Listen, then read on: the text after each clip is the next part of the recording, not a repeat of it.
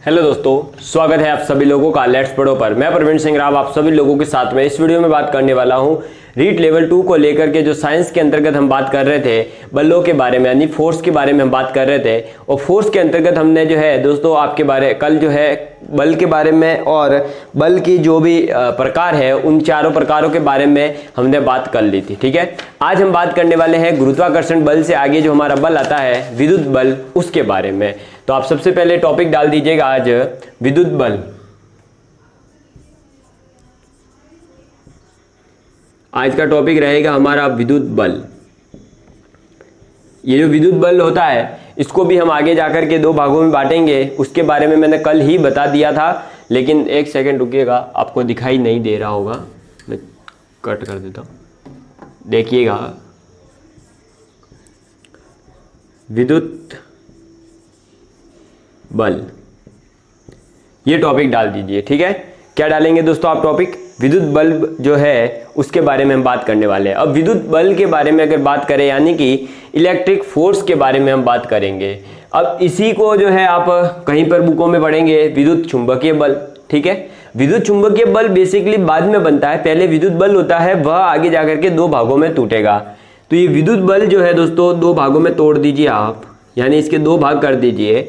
एक भाग होता है स्थिर विद्युत बल, आप टॉपिक डालिए। अब लिखेंगे इसका भाग स्थिर विद्युत बल, यानी कि इलेक्ट्रोस्टैटिक फोर्स। ठीक है, और जो सेकंड भाग आता है इसका, यानी ये तो ए टाइप हो गया और बी टाइप। विद्युत बल के दो भाग है, स्थिर विद्युत बल यानी कि इलेक्ट्रोस्टैटिक फोर्स, और सेकंड जो आता है वह आता है चुंबकीय बल। क्या आता है दोस्तों? चुंबकीय बल। चुंबकीय बल यानी कि इलेक्ट्रोमैग्नेटिक फोर्स। ठीक है, तो ये विद्युत बल के दो भाग है, स्थिर विद्युत बल और चुंबकीय बल। अब हम बात करेंगे स्थिर विद्युत बल क्या होता है और चुंबकीय बल क्या होता है इसके बारे में। ठीक है, तो चलिए दोस्तों, अब आप लिखिए पहले स्थिर विद्युत बल और फिर लिखेंगे हम चुंबकीय बल के बारे में, और उसके बाद में हम विद्युत चुंबकीय बल को लाएंगे। ठीक है, तो अब क्या लिखेंगे आप? स्थिर विद्युत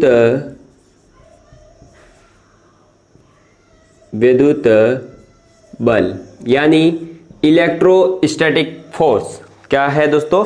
इलेक्ट्रोस्टैटिक फोर्स के बारे में हम बात करने वाले हैं कि इलेक्ट्रोस्टैटिक फोर्स जो होता है ये कब लगता है और किसका फॉर्मूला क्या है। तो सबसे पहले अगर इलेक्ट्रोस्टैटिक फोर्स की बात की जाए तो इलेक्ट्रोस्टैटिक फोर्स दो ऐसे बिंदु आवेशों के मध्य लगता है जो कि क्या होते हैं दोस्तों, एक निश्चित r दूरी पर होते हैं। यानी आप ये कह सकते हैं कि r दूरी पर स्थित, कितनी दूरी पर दोस्तों? मान लीजिए ये r दूरी है, इस r दूरी पर स्थित दो बिंदु आवेश यानी कि आपके Q1 और Q2 है।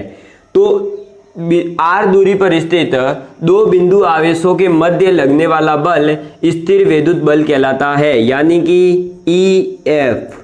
क्या कहेंगे? EF, electrostatic force. ठीक है, तो इलेक्ट्रोस्टैटिक फोर्स क्या कहता है? इलेक्ट्रोस्टैटिक फोर्स बराबर हो जाता है दोस्तों आपके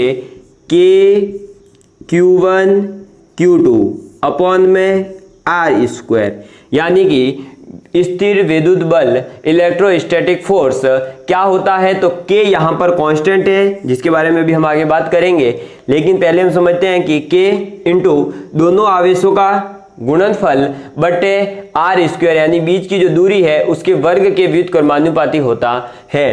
तो EF बराबर K Q1 Q2 अपन में R स्क्वायर होता है। और स्थिर विद्युत बल कब लगता है?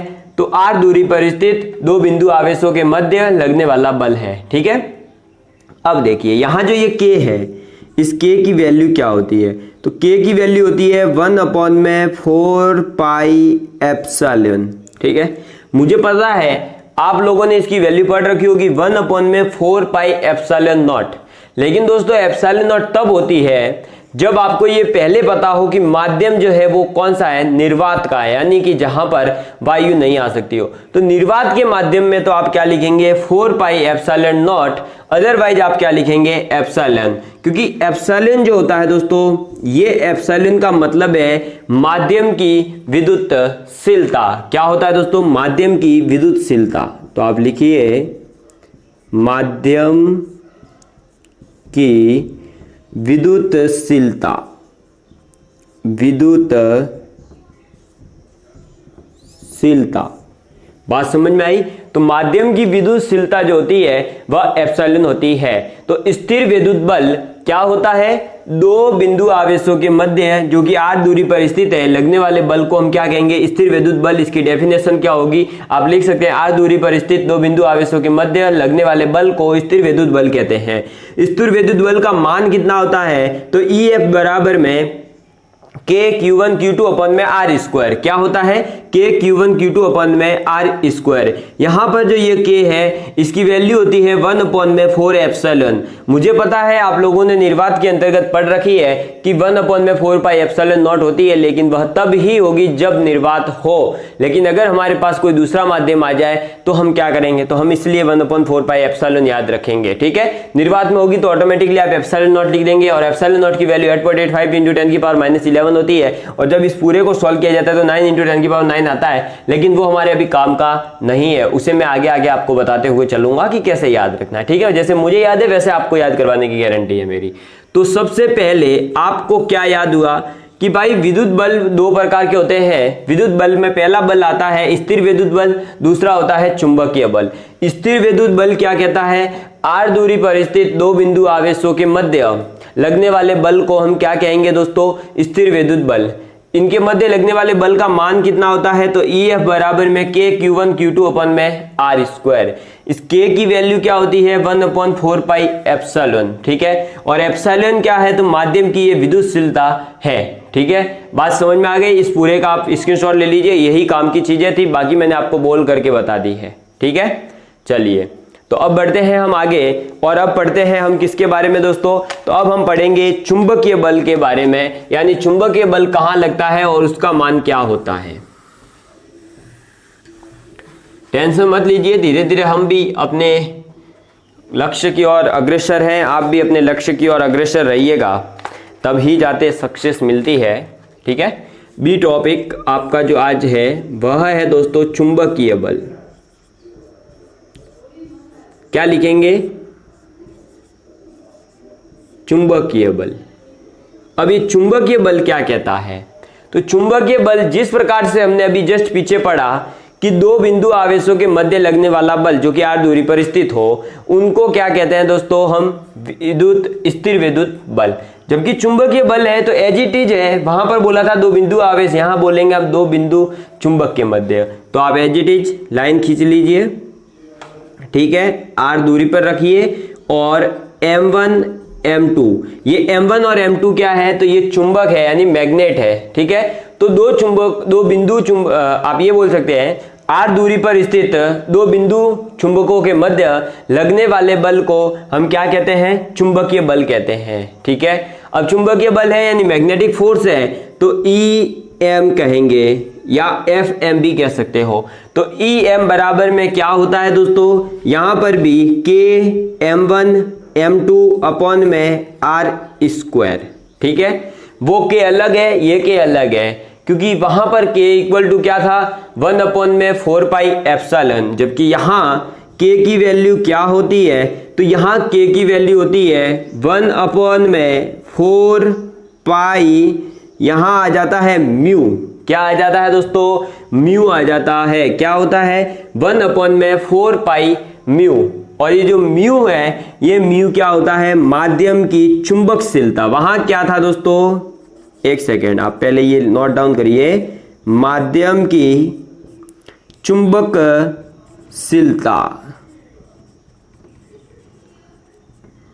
क्या है, माध्यम की चुंबकशीलता है। तो चुंबकीय बल क्या होता है दोस्तों, चुंबकीय बल दो बिंदु चुंबकों के मध्य लगने वाली बल को, जो कि r दूरी पर स्थित हो, उसे ही कहते हैं चुंबकीय बल। और Fm या Em यानी कि चुंबकीय बल यानी कि आप कह सकते हैं मैग्नेटिक फोर्स, और इलेक्ट्रोमैग्नेटिक फोर्स कहेंगे तो भी दिक्कत नहीं है, लेकिन वो आगे जाकर के जब हम पढ़ेंगे तो मैं बताऊंगा। फिर आप इसे कहेंगे Em बराबर k m1 m2 अपन में r स्क्वायर। इस k की वैल्यू क्या होती है, तो k की वैल्यू ये रही 1 अपॉन में 4 पाई म्यू, क्या म्यू, और म्यू क्या है, तो म्यू है माध्यम की चुंबकशीलता। इनके बारे में जिसने साइंस पढ़ रखी है उसे तो पता होगा, लेकिन जिसे नहीं पता है बिल्कुल टेंशन मत लीजिए, जो यहां से क्वेश्चन बन सकते हैं वो मैं आपके क्लियर करवा दूंगा। उसके अलावा फिर आपके जो है दिक्कत लेने की जरूरत ही नहीं है, ठीक है। तो आपको मैंने क्या पढ़ा दिया दोस्तों, विद्युत बल दो प्रकार के होते हैं, एक होता है स्थिर विद्युत बल, एक होता है चुंबकीय बल। स्थिर विद्युत बल के बारे में भी हमने पढ़ लिया और हमने चुंबकीय बल के बारे में भी पढ़ लिया। हम एक बार रिवाइज कर लेते हैं कि स्थिर विद्युत बल क्या कहता है। तो r दूरी पर स्थित, एक सेकेंड दोस्तों, मैं एक आपके लिए अच्छी चीज कर लेता हूं।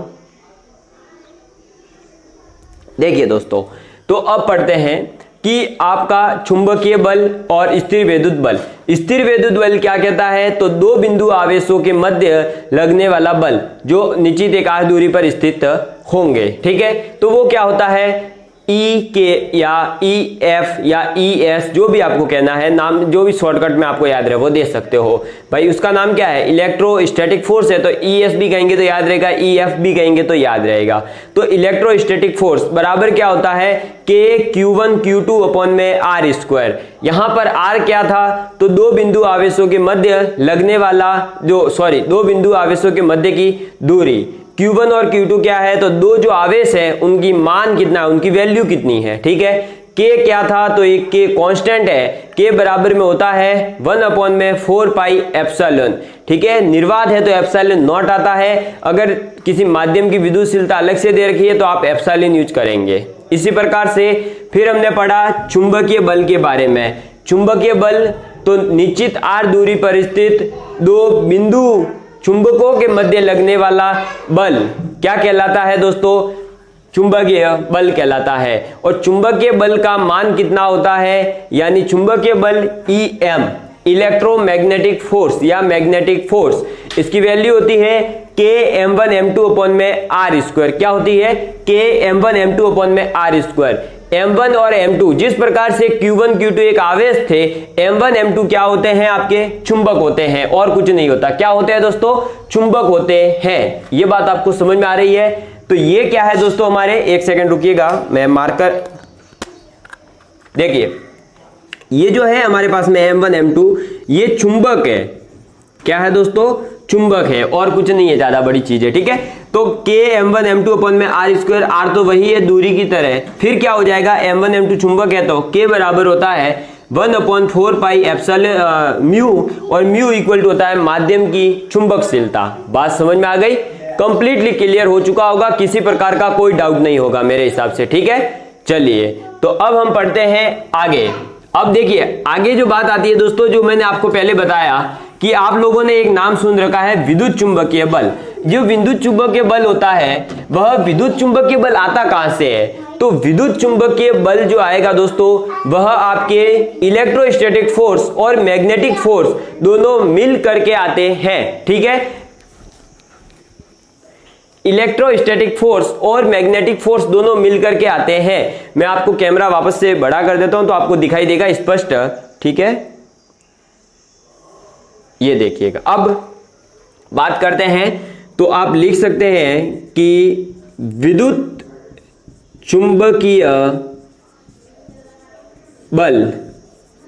अब ये विद्युत चुंबकीय बल जो होता है वह क्या होता है, तो पीछे जो मैंने शॉर्टकट बताया आपको EF यानी इलेक्ट्रोस्टैटिक फोर्स प्लस EM या फिर FM भी कह सकते हो, यानी मैग्नेटिक फोर्स या इलेक्ट्रोमैग्नेटिक फोर्स। तो आप क्या कहेंगे, अब देखिए EF प्लस FM ये क्या मिलकर के बनाते हैं विद्युत चुंबकीय बल, और विद्युत चुंबकीय बल को ही आप क्या कहते हैं, EMF इलेक्ट्रोमैग्नेटिक फोर्स। EMF के बारे में आपने पढ़ रखा होगा, तो EMF क्या होता है, इलेक्ट्रोमैग्नेटिक फोर्स ही होता है। यहां तक की बातें आप लोगों के लिए क्लियर हो चुकी होगी दोस्तों।